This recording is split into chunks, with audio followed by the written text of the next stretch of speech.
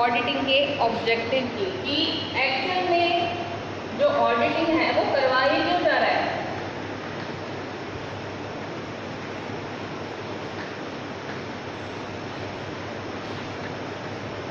तो हम क्यों करवा रहे हैं ऑडिट, हमको क्या ज़रूरत पड़ी है ऑडिट करवाने की, ठीक है।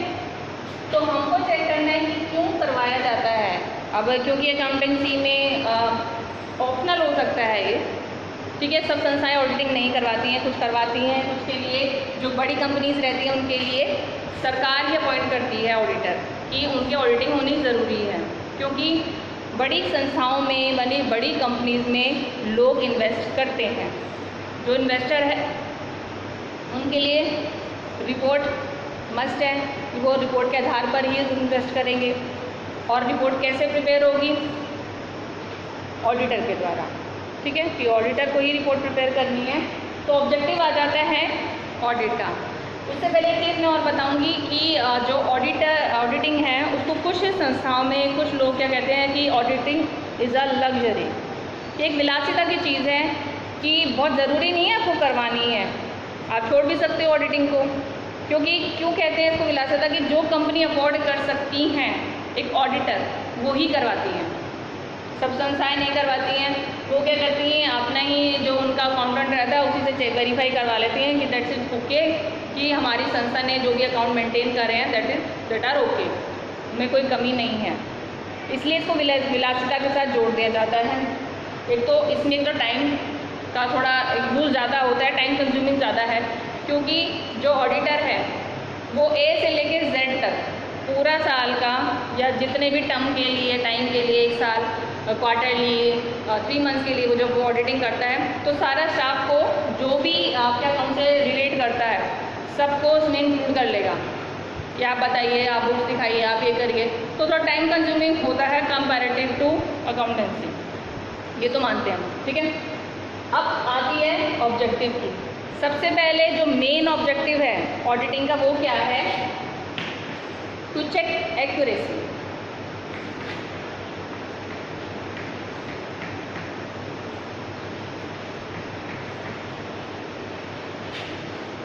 Accuracy of the account.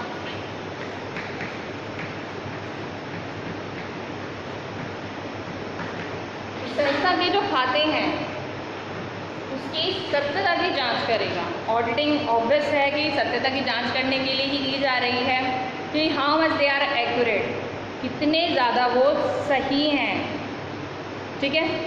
Second आ जाता है इसमें आपका to find out errors. To find out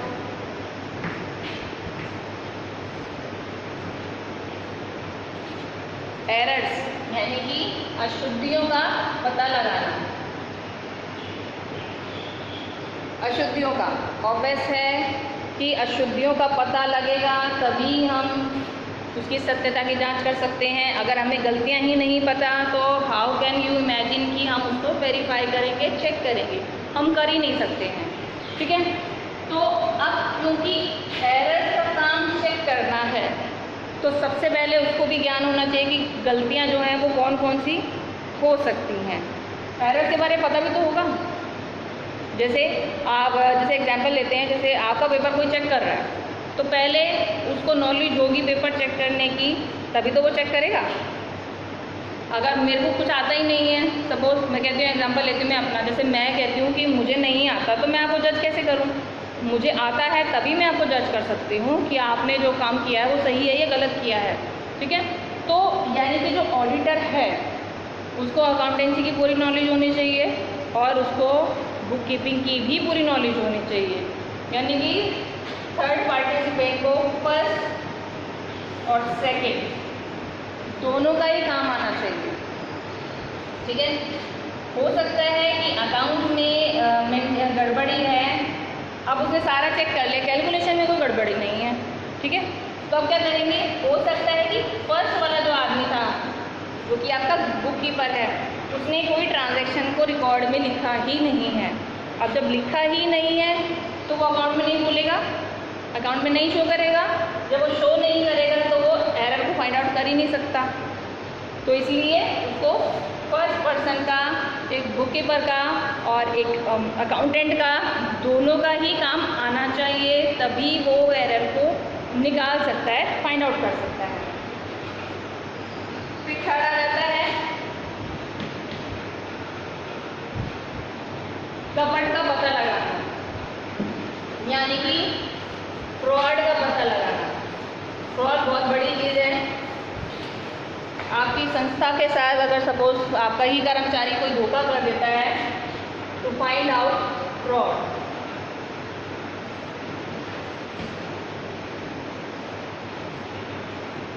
कपट का पता लगाना। अब संस्था का कोई कर्मचारी जानबूझकर, जनरली फ्रॉड जो है वो जानबूझकर ही किया जाता है, कुछ अपनी संस्था से कोई दुश्मनी है या हम संस्था के पैसे खाना चाहते हैं तो ही करेंगे, अदरवाइज फ्रॉड का कहीं कोई मतलब नहीं बनता कि कपट, क्योंकि जानबूझकर किया जाता है। ठीक है, तो हमको उस कपट को भी पता लगाना है। ठीक है, अब कपट का पता कैसे लगेगा? कपट का ना तो अकाउंट में पता लगा सकते हो ना बुक के थ्रू। ये जब आपकी बातचीत होगी, जब आप लोगों से, जो संस्था के कर्मचारी हैं उनसे व्यवहार करते हो, बातचीत करते हो, तो ही आपको पता लग सकता है कि हो सकता है कोई संस्था का कर्मचारी का जो एटीट्यूड है रिगार्डिंग टू द ऑर्गेनाइजेशन वो सही ना हो, वो उससे गुस्से में रहता है, जला रहता है, परेशान रहता है, तो वो क्या करता है, उसकी जो बात करने की टेक्निक है, जिस तरह से बात करता है, तो उससे वो पता लगा सकता है। तो एक साइकोलॉजिकल फैक्टर है कि वो हो सकता है कि एक ऑडिटर में ये क्वालिटी हो कि वो साइकोलॉजी भी रीड कर सके, कि जो उसको इन्फॉर्मेशन दे रहे हैं संस्था के कर्मचारी, उसके बारे में पता लगा सके। ठीक है, फिर आ जाती है आपकी to find out fraud.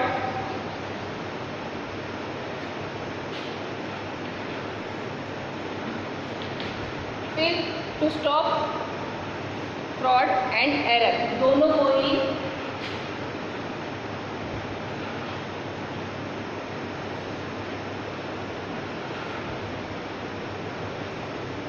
to stop fraud and error।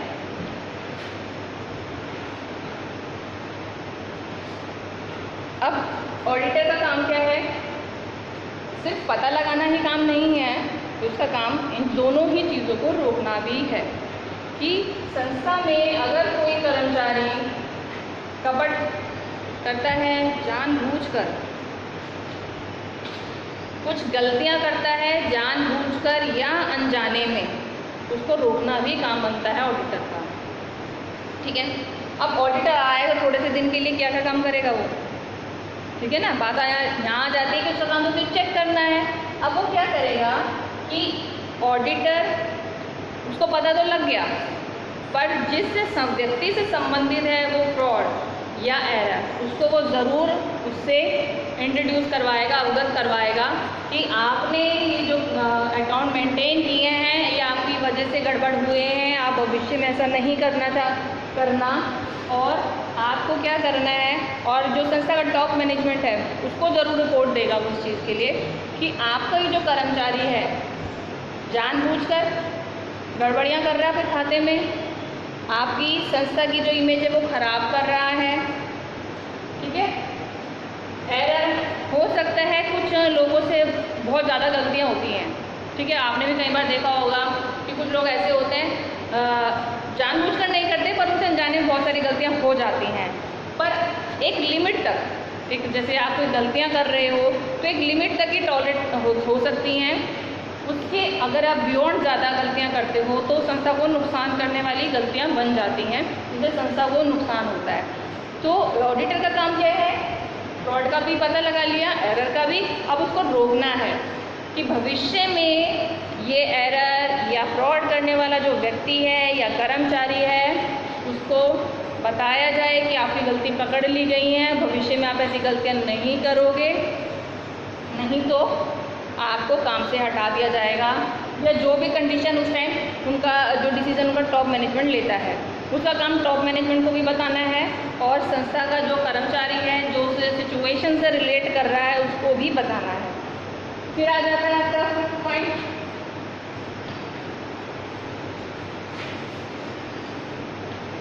To give advice to the top management.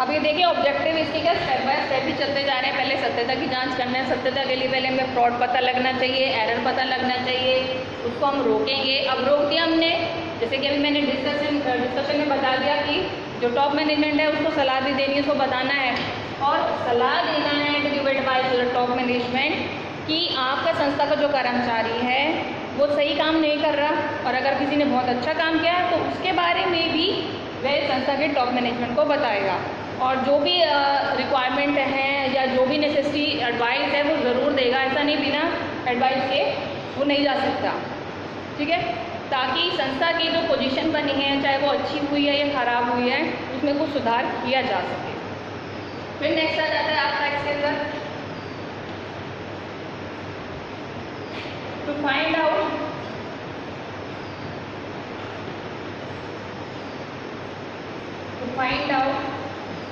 the actual position of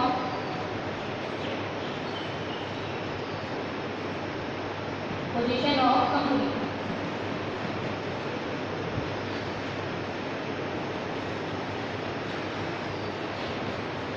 कि संस्था की जो सही आर्थिक स्थिति है उसका भी पता लगाना, उसको पता लगाना और उसको बताना। किसके माध्यम से बताएगा वो? जब वो एक रिपोर्ट प्रिपेयर करेगा। तो these are the points of objective of the audit, कि इसका क्या क्या काम बनता है, ठीक है। तो ये ऑब्जेक्टिव है, इसी के आधार पर उसको काम करना पड़ता है। क्यों एक ऑडिटर अपॉइंट कर रहे हैं हम, करने का उद्देश्य क्या है। अब ये कई संस्थाओं में ऑडिटर ना भी अपॉइंट किया तो भी काम चल जाता है, ठीक है। काम क्यों चल जाता है? कि हो सकता है कि वो संस्था इतनी बड़ी नहीं हो, इतना बड़ा टर्नओवर जनरेट नहीं कर रही हो। जैसे मैं आपको एग्जाम्पल देती हूँ, सपोज एक छोटी सी दुकान है कोई, ठीक है, एक छोटी सी दुकान है तो वहाँ ऑडिटर अपॉइंट करने की ज़रूरत नहीं है। जैसे आपकी जो भी कन्फेक्शनरी की दुकान रहती है छोटी मोटी, जो रोज़ इतनी कमाई नहीं करते हैं, तो वहाँ ऑडिटर की ज़रूरत नहीं है, वहाँ छोटा सा काम वो अकाउंटेंट के थ्रू कर लेते हैं, ठीक है। अब कोई एक दुकान बड़ी है, जैसे मॉल हो जाता है, ठीक है, अब वो थोड़ी सी तो कमाई करते नहीं दिन भर में, उनका जो रेवेन्यू रहता है, जो उनकी आय होती है दिन भर की, वो ज़्यादा रहती है। तो वहाँ पर आपको ऑडिटिंग करवाने की ज़रूरत है। अब एक रीज़न मैं बताती हूँ ऑडिटिंग करवाने की ज़रूरत क्यों पड़ गई, ठीक है। जैसे मेरी संस्था है, ठीक है, मेरी संस्था है, मैं जहाँ मेरा बिजनेस यहाँ है, मैं किसी दूसरे सिटी में बैठी हुई हूँ, ठीक है। एक बुक कीपर है अपॉइंट कर दिया मैंने, अकाउंटेंट अपॉइंट कर दिया, बुक कीपर अपॉइंट कर दिया है, वो अपना काम कर रहा है, ट्रांजेक्शन रिकॉर्ड करता जा रहा है, अकाउंटेंट बैठा हुआ काम करे जा रहा है, ठीक है। अब मैं वहाँ बैठी हूँ, पर मुझे लग रहा है कि हो सकता है कि मेरा खुद का बिजनेस ज़्यादा इनकम जनरेट कर रहा है, प्रॉफिट हो रहे हैं, पर जब मैं बुक्स देखती हूँ उठा के तो मुझे ऐसा नहीं लगता कि बहुत ज़्यादा इनकम हो रही है। तो मैं खुद के बिजनेस के लिए भी ऑडिटिंग करवा सकती हूँ कि जब मुझे शक है कि मेरा जो अकाउंटेंट है वो सही काम नहीं कर रहा है, अगर वो सही नहीं करता है तो मैं खुद अपनी संस्था की भी ऑडिटिंग करवा सकती हूँ, ताकि मुझे सही आर्थिक स्थिति पता लग सके कि संस्था में जो बुक कीपर है या ऑडिट हमारा जो अकाउंटेंट है वो सही काम कर रहा है और विश्वास का है। ओके, तो क्लियर हो गया है ऑब्जेक्टिव। जितना आज की क्लास में आपको बताया है सारा ये तो क्लियर हो गया होगा। आप एक बार और देख सकते हैं ऑब्जेक्टिव बोर्ड पर, fraud and error find out कर लिया, स्टॉप कर लिया और एडवाइस दे दी है, और जो एक्चुअल पोजीशन है ऑफ द कंपनी वो भी ऑडिटर को एक रिपोर्ट के थ्रू बता दी जाएगी। Thank you so much for watching my video. आपके लिए अपलोड की जा रही हैं बीकॉम फाइनल ईयर के बच्चों के लिए, तो प्लीज़ वीडियोस देखिए आप, ताकि आपकी जो क्लासेस हैं जो कि सेशन स्टार्ट हो चुका है तो वो इंटरप्ट ना हो। Thank you so much.